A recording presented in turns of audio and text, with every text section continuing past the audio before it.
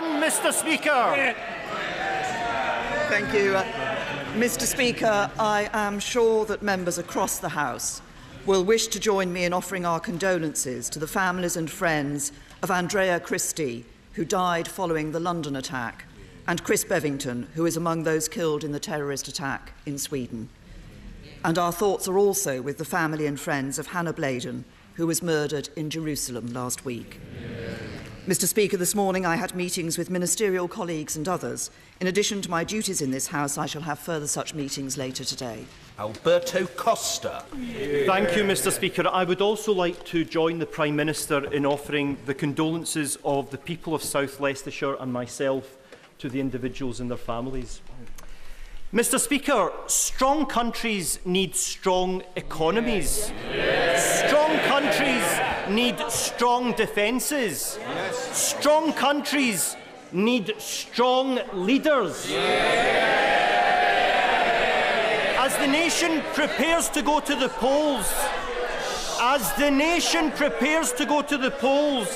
apart from my right honourable friend, who else in this House can provide the leadership that is needed at this time?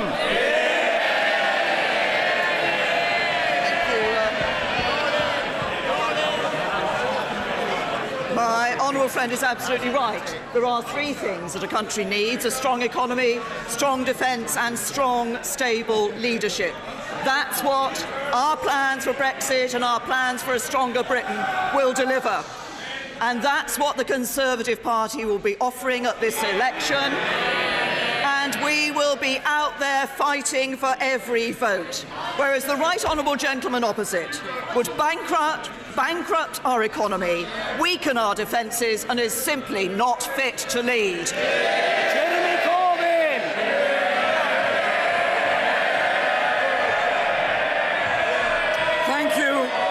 Thank you, Mr. Speaker. Thank you, Mr. Speaker. I concur with the condolences the Prime Minister just sent to the families of those three people who so sadly and needlessly died, and it's important we recognise that as a cross-party proposal today. And I thank the Prime Minister for that. Mr. Speaker, we welcome the general election, but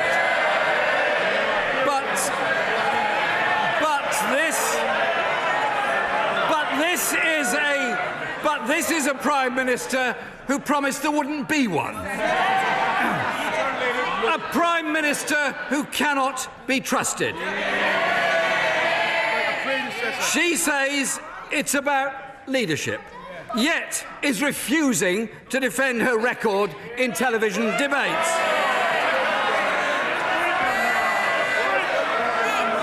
And it's not hard to see why. The Prime Minister says we have a stronger economy.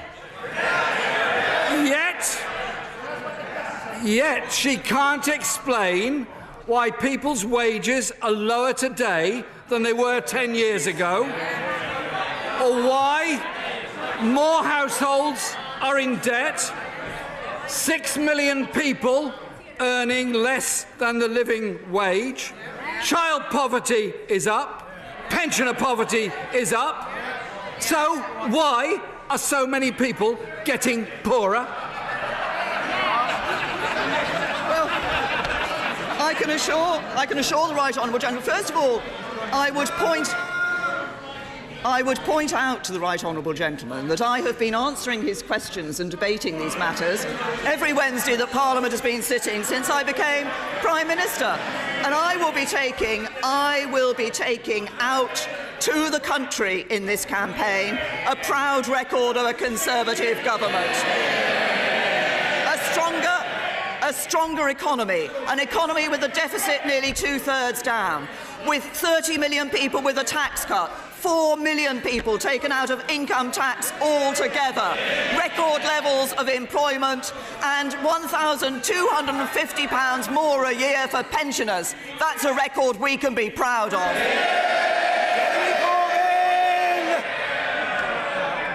Mr. Speaker, if she's so proud of her record, why won't she debate it?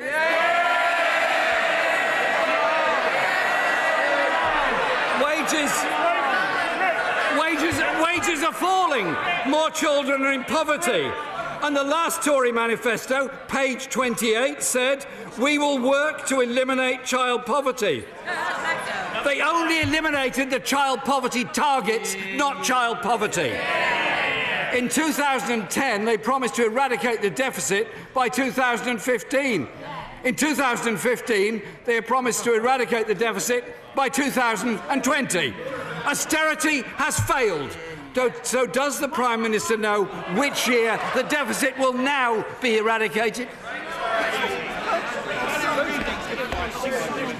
The Right Honourable Gentleman, I know it's taken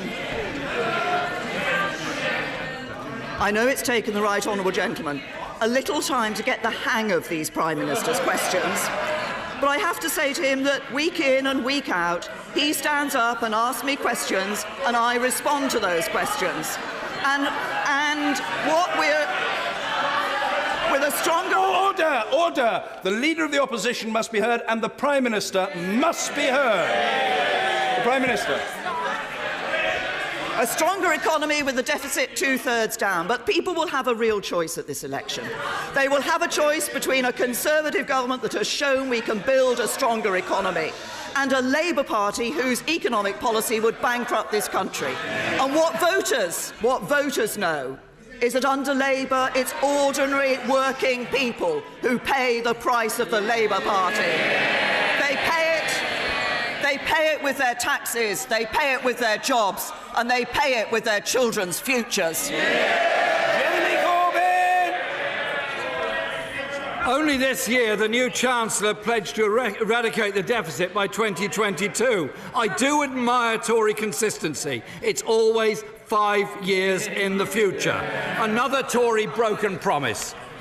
The Prime Minister leads a government that's increased national debt by £700 billion, more than every other Labour government in history put together.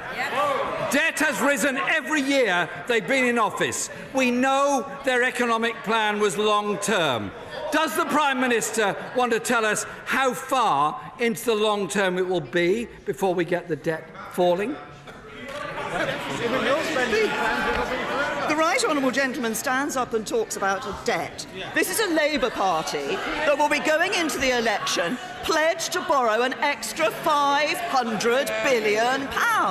And what does that mean for ordinary working people? Well, I'll tell the Right Honourable Gentleman what it means. We know what Labour's plans would entail because we've been told by the former Labour Shadow Chancellor.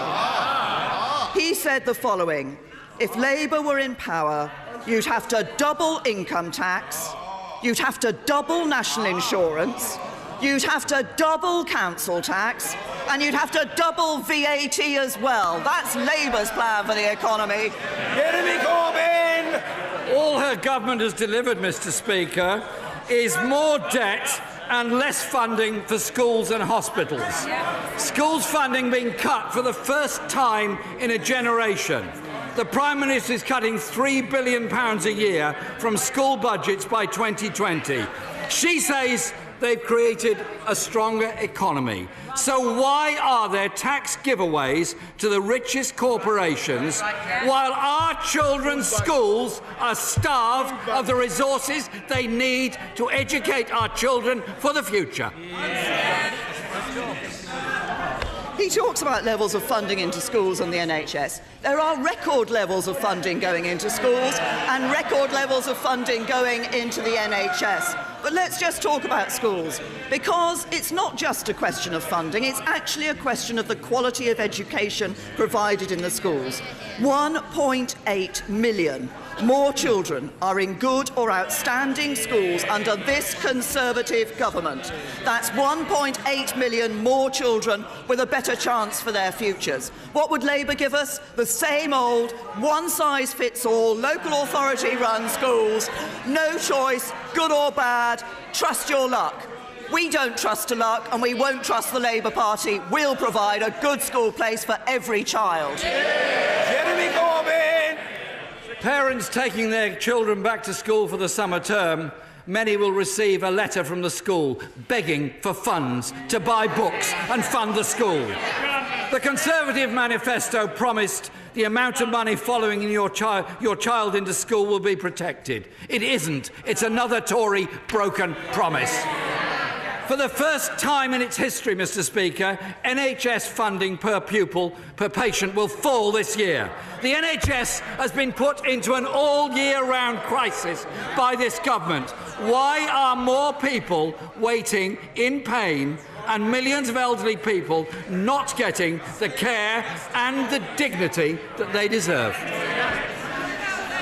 Well, I'm proud of the record we have on the NHS. We see more doctors, more nurses, more midwives, more GPs, more people being treated in our National Health Service last year than ever before, and record levels of funding going into our National Health Service. You only can do that with a strong economy. What do we know we'd get from the Labour Party? Bankruptcy and chaos. Jeremy Corbyn! Mr. Speaker, that's a very good reason why we should have a debate about it.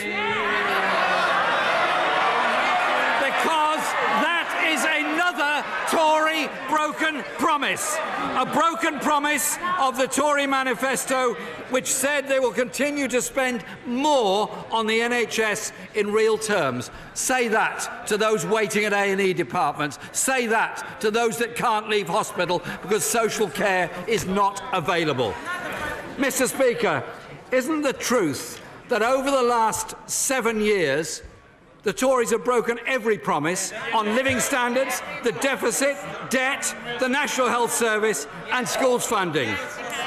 Why should anyone believe a word they say over the next 7 weeks? I can assure the right honourable gentleman that I will be out campaigning and taking to voters the message of the record of this Conservative government, but crucially of our plans to make Brexit a success and to build a stronger Britain for the future. And every vote for the Conservatives will make it harder for those who want to stop me from getting the job done. Every vote for the Conservatives will make me stronger when I negotiate for Britain with the European Union. And every vote for the Conservatives will mean we can stick to our plan for a stronger Britain and take the right long-term decisions for a more secure future for this country.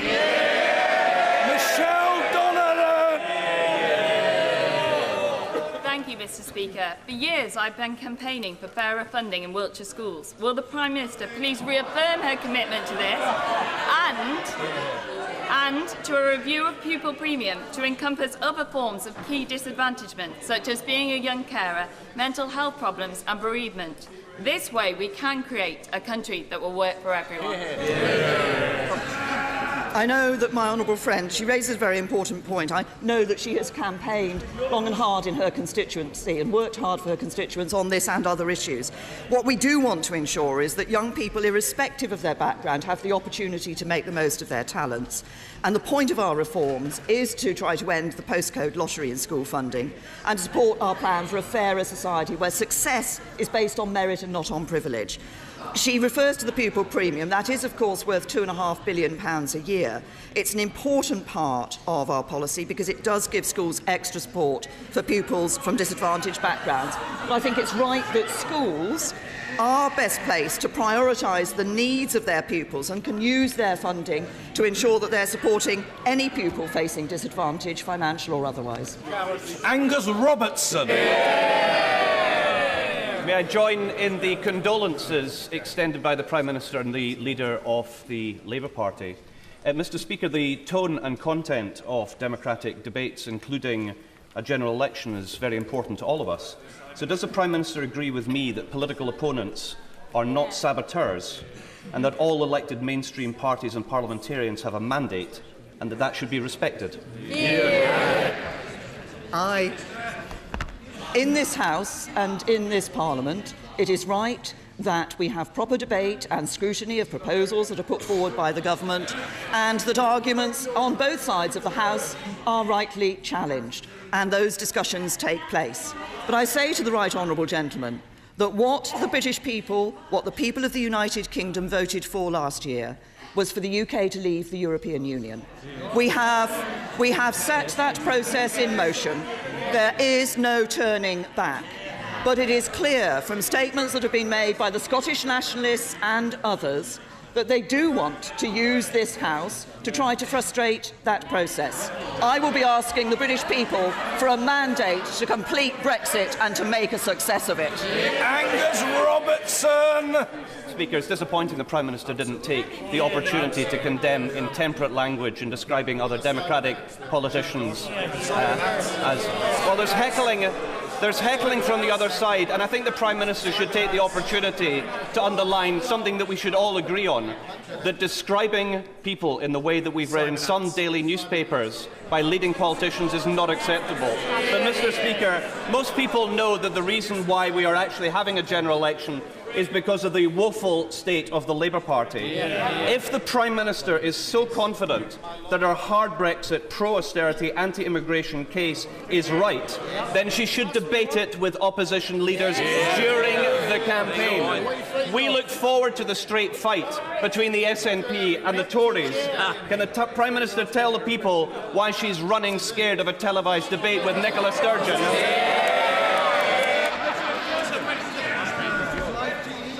First of all, can I say to the right honourable gentleman, one of the crucial things we have in this country that underpins our democracy is a free press. And I believe that is important, and I believe people in this chamber should stand up for the freedom of the press.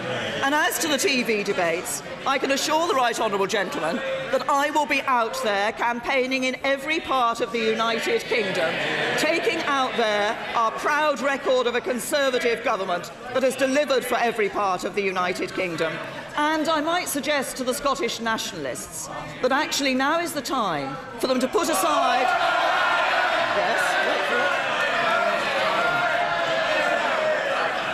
wait for it.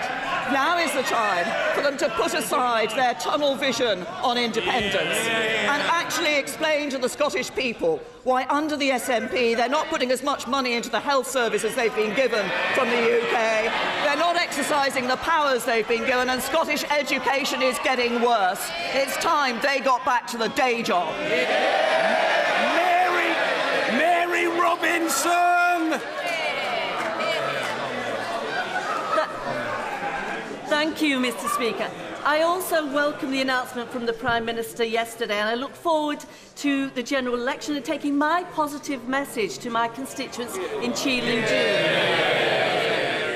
Over the last 2 years, I've pressed for first-class transport infrastructure for Cheadle, and this week I launched my transport survey so my constituents can have their say on what's needed to keep Cheadle moving and be at the heart of the Northern powerhouse. Does my right honourable friend agree with me that residents in Cheadle need to vote Conservative on the 8th of June to ensure we get continued investment in transport and infrastructure, not only in Cheadle but across the North West? Well, I absolutely agree with my honourable friend on that point. But can I say, because I know she's been working very hard for her constituents in Cheadle on this transport issue and on others. And of course, it is under this government that the DfT is investing £290 million to improve transport links to Manchester Airport through Cheadle, and £2.1 million is being committed to improving walking and cycling routes around the Cheadle-Hulme district centre. And I think that's why the choice is so clear. As she says, if she wants to see that funding into infrastructure, we need a strong economy, and only the Conservatives can deliver that strong economy. Smith. Thank you, Mr. Speaker. Because of the Prime Minister's changes to education funding, every school in the country will face real terms cuts. Manchester's hit harder than anywhere outside London. With Chorlton High School and Parswood High School in my constituency, each losing the equivalent of over 30 teachers. So I asked the Prime Minister the same question a head teacher asked me. What would the Prime Minister cut to balance the books? And what subjects would she choose to sack teachers from? As the honourable gentleman knows, there are record levels of funding going into our schools. What we have... Everybody across this House has recognised for many years that the current funding formula is not fair across the country, and it's necessary for us to look for a fairer funding formula. Now, we've consulted on that and will obviously be responding to that consultation. But I say to the honourable gentleman, as he faces up to the election, I note that last year he failed to back. He opposed the leader of his party. If he wasn't willing to support him as leader of his party, why should his voters support him as leader of the country? David McIntosh. Thank you, Mr. Speaker. The only way to fund crucial infrastructure is with a strong economy. To that end, does my right honourable friend agree with me that the St James Mill Link Road in Northampton would help with traffic flow in the town and to unlock development on the enterprise zone? And will the next Conservative government continue to support me as the MP in backing the scheme? Well, my honourable friend is absolutely right that you need to have a strong economy if you're going to be able to fund that crucial infrastructure. And that's why since 2015 we've increased our annual investment in economic infrastructure by almost 60% to £22 billion per year by 2021. And that includes £2.6 billion for improvements in transport projects. And I'm happy to see the Link Road proposal that is being put forward by his local LEP, which I think will improve access to business and unlock development in the area. I know my honourable friend's worked hard to see this happen, and I'm sure he'll continue to campaign on issues like that matter so much to his constituents. Jones. Thank you. Thank you, Mr. Speaker. Recent changes to housing benefit entitlement for 18 to 21-year-olds will affect 195 young people in Merthyr Tydfil and Rumney. The government is constantly challenging young people to train and leave benefits for the world of work, but homelessness charities like Comuni are concerned that these changes will be a major barrier to learning and training for youngsters who do not have a safe and secure environment at home. Does the Prime Minister agree with me that we should be doing everything we can to help young people in the job market, including offering financial support for housing? And will she pledge to strengthen the guidelines so that no more young people risk falling through the net and ending up on the streets? I think the principle behind what is being done in terms of the changing of housing benefit is the right one, which is to say that actually it's only fair that people are not able to make decisions when they're on benefit that they wouldn't be able to make if they're actually in work. But it is right that we need to ensure that those young people for whom staying at home, for whom there is a particular difficulty, are supported through the system. That's why there are significant exemptions that have taken place. We've taken that on board and we recognise that need. And Closed question, Mr. Philip Hollowbone. Question 8, Mr. Speaker. Well, I'd be happy to visit the Kettering constituency in the future if my diary allows. In fact, I suspect in the next few weeks I'm going to be visiting quite a few constituencies across the country. Mr. Philip Hollowbone. Life for ordinary working families is harder than many people at Westminster realise. You have a job, but not necessarily job security. You're just about managing, but you're worried about the cost of living and getting your kids into a good school. You're doing your best, and a Conservative government will do all it can to make sure that you have more control over your life. Mr. Speaker, these were the inspiring words of the Prime Minister when she took office last July. Will the Prime Minister come to Kettering, Britain's most average town, and repeat these, her core beliefs? Because if she does so, I know she will be warmly and widely acclaimed as the Prime Minister this country needs for the next 5 years. Well, my honourable friend is absolutely right to highlight ordinary working families who do rely on the government to provide stability and certainty for them. And that's what this Conservative government has done. And if you look at what we've done, we've supported jobs through significant new investment in skills, we've invested in public services like childcare and the NHS, and we've enhanced consumer protections. And I'm happy to repeat the words that I said outside Downing Street on the 13th of July last year. But it's Conservatives in government that have delivered strong and stable leadership, and that's the message I'll be taking out to the country during this election. Chapman. Thank you, Mr. Speaker. Does the Prime Minister support the people of Darlington when they oppose the downgrading of their A&E and maternity services? They want an answer they can trust, Prime Minister. Is it yes or no? Yeah. the proposals for the configuration of health services in local areas is a matter that is being determined by local commissions in the best interests of services. In the best interests of services in the local area. But I'm interested, the Honourable Lady refers to the views of her constituents in Darlington. She has said of the Leader of the Opposition, the Leader of her party, my constituents in Darlington have made it clear to me they cannot support the Labour Party under your leadership. How can they possibly support him as Leader of the country? Maria Caulfield! Thank you, Mr. Speaker. Can I welcome the fact that because the Conservatives have managed the economy so well, there's record funding of school funding this year. In East Sussex, for example, has some of the best performing schools in the country. They're set to receive an increase of 3%. However, in Lewis and my constituency, many of my small rural primary schools are set to see a reduction. So could the Prime Minister guarantee she will look at the issue of rural primary school funding so that we can even out the fairer distribution of money? Friend is absolutely right to point out the record levels of funding that are going into schools.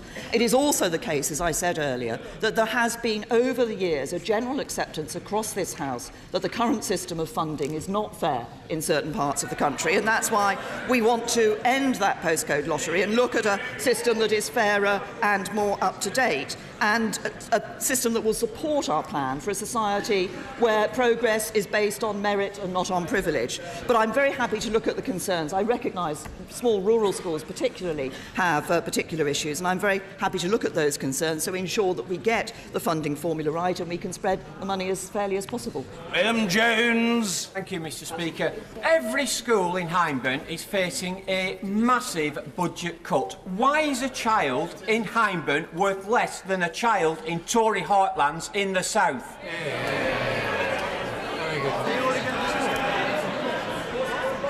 We currently have a situation where there are significant sums of money going into children in certain schools, sometimes double the amount of money that is going for a child in another school. We need to find a fairer system.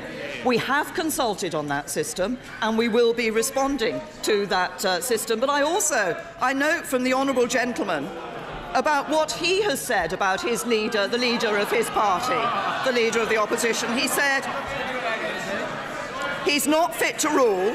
The public see this as a man who doesn't take responsibility seriously, and he can't take the party forward other than in a divisive way. If he can't take the party forward, how can he hope to take the country forward? Eric Thomas! Small businesses provide the lion's share of jobs in Cornwall and on the Isles of Scilly. The difficulties of attracting credit, rising operational costs and red tape makes running a small business an increasingly difficult task. What can my right honourable friend, the Prime Minister, do to help these small businesses so that they can continue to be the engine of rural economies like West Cornwall? Well, my honourable friend is absolutely right that small businesses are the engine of the economy. I know he's been a champion for small businesses in his constituency, and he recognises that we need, if we're going to ensure that we can create those jobs, we do want to encourage small businesses. That's why at the budget, my right honourable friend the Chancellor provided £435 million to support businesses in England facing the steepest business rate increases. It's why we've cut business rates by nearly £9 billion, will do over the next 5 years, and why we've listened to small businesses and given that extra year to prepare for making tax digital for over 3 million businesses. But I recognise the importance of small businesses in Cornwall, and I look forward to visiting Cornwall in the next few weeks and being able to talk to him and others about the importance of small businesses in the county. Darren! Thank you very much, Mr. Speaker. Could I join with the Prime Minister with the expressions of condolence led by the Prime Minister earlier on? This election can change the direction of our country. From the consequences of potential hard Brexit outside the single market to the future of our NHS and social care, our schools and our environment. The British public deserve to hear the party leaders set out their plans and debate them publicly. But the Prime Minister has refused to take part in televised leaders' debates. The Prime Minister and I, back in 1992, debated publicly, forcibly and amicably when we were both candidates together. Indeed, Mr. Speaker,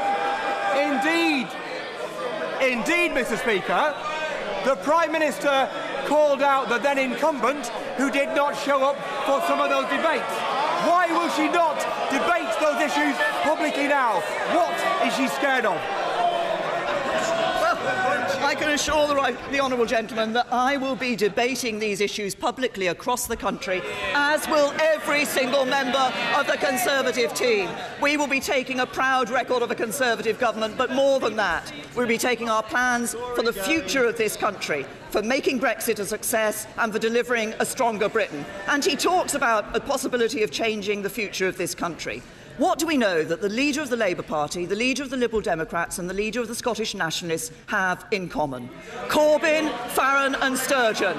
They want to unite together to divide our country, and we will not let them do it. John Stevenson! Thank you, Mr. Speaker. The government wishes to pursue a national industrial strategy. Cumbria has some specific strengths such as tourism, agriculture, nuclear among others, but it also has some weaknesses.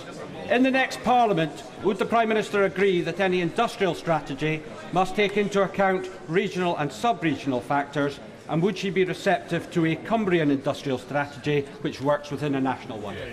Well, my honourable friend has pointed to a very important part of our plans for a stronger Britain for the future, which is the modern industrial strategy that we're developing. It is because we want an economy that works for everyone, that delivers good, high-skilled, high-paid jobs and creates conditions for competitive world-leading businesses to prosper here in the United Kingdom. But he's right, as we look at that industrial strategy, we need to look at the particular factors in particular parts of the country. He's long been a champion, not just for Carlisle, but for Cumbria, and I recognise the need, as does the Business Department, as we look at that industrial strategy, to tailor it according to the needs of particular areas of the country. Yvette Cooper. The Prime Minister yesterday said she was calling a general election because Parliament was blocking Brexit. But 3/4 of MPs and 2/3 of the Lords voted for Article 50. So that's not true, is it? Exactly. And a month ago, she told her official spokesman to rule out an early general election, and that wasn't true either, was it? She wants us to believe that she is a woman of her word. Isn't the truth that we cannot believe a single word?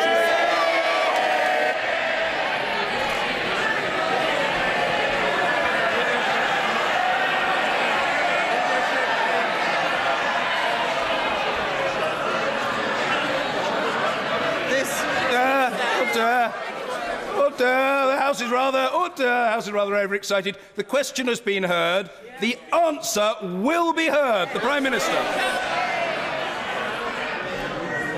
This House and this Parliament voted to trigger Article 50. But the Labour Party made it clear that they were thinking of voting against the final deal. The Scottish Nationalists, the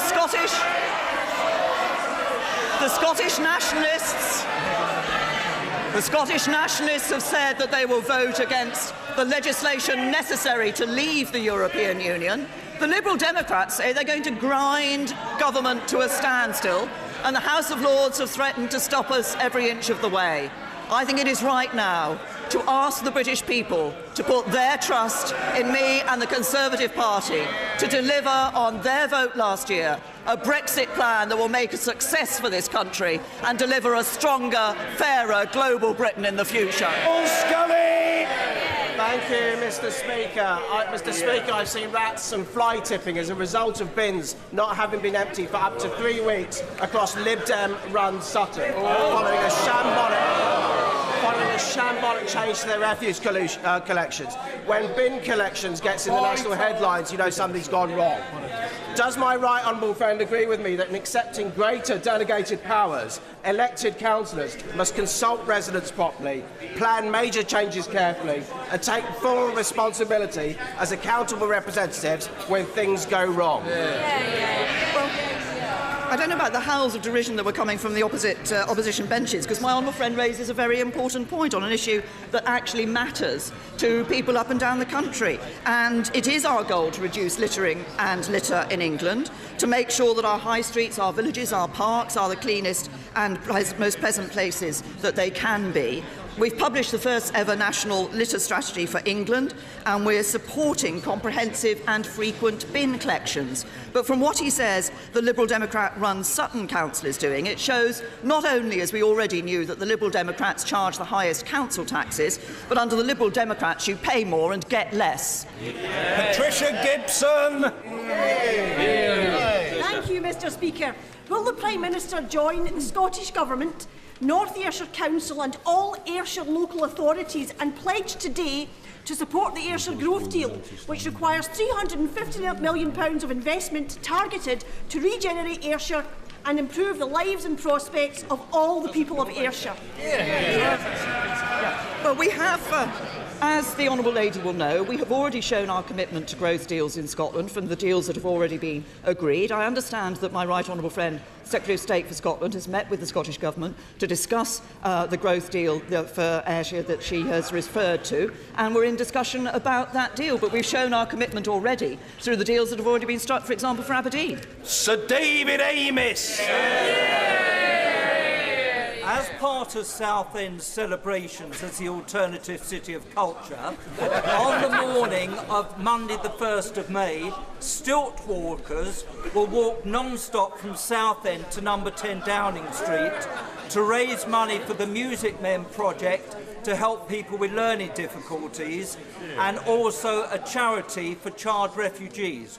Would my right honourable friend arrange on the morning of Tuesday the 2nd of May for someone on her behalf to receive the stilt walkers and accept from Southend's town crier the proclamation that in this, the 125th anniversary of the founding of Borough, Southend be declared a city? Can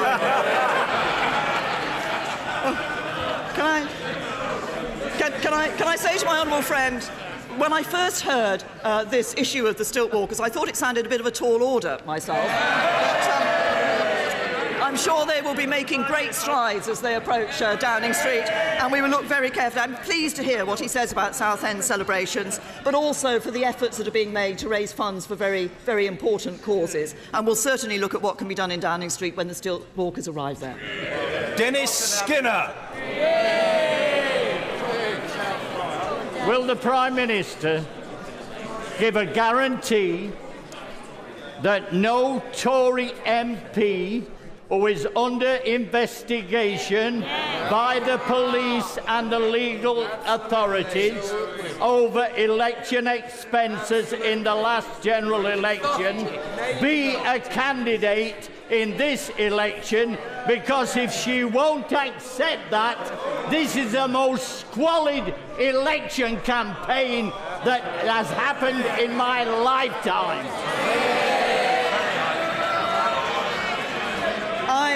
I stand by all the Conservative MPs who are in this House and who will be out there standing again, campaigning for a Conservative government that will give a brighter and better future for this country. Richard Benyon! I'll put a sock in it. I'm proud that my party in government has ensured that we fulfil in this country our commitment to NATO to spend 2% on defence, and our commitment to the UN to spend 0.7% of GNP on overseas aid. Will my right honourable friend please commit the future Conservative government to do the same? My right honourable friend is absolutely correct. Obviously, we've committed to meet our NATO pledge of 2% being spent on GDP on defence every year of this decade. We are delivering on that. We've got a £36 billion defence budget, which will rise to almost £40 billion by 2020-21, the biggest in Europe and second largest in NATO. We're meeting our commitment from the UN commitment to spend 0.7% of GNI on overseas development assistance. And I can assure my right honourable friend that we remain committed as a Conservative party to ensuring that we ensure that for the defence and security of this country and to work for a stronger world. Finally, Christian Matheson. schools in Cheshire West and Chester were already underfunded by about £400 per pupil on average before the new National Fair Funding Formula came in, and now every school in Chester is cutting staff and raising class sizes. That's how they protected the education budget, Mr. Speaker. So can she explain to the House, why is it that the National Fair Funding Formula provides neither fairness nor funding? As I've said in this chamber before, we need to look at the funding formula. We have published proposals, we have consulted on those proposals, and in due course government will respond to those proposals for fair funding. But I was very interested to see the honourable gentleman being interviewed yesterday and being asked whether he'd put a photograph of the Leader of the Opposition on his election literature. And sadly he said the only photographs he wanted on his election literature were his own. He wasn't prepared to support the leader of his own party. Order!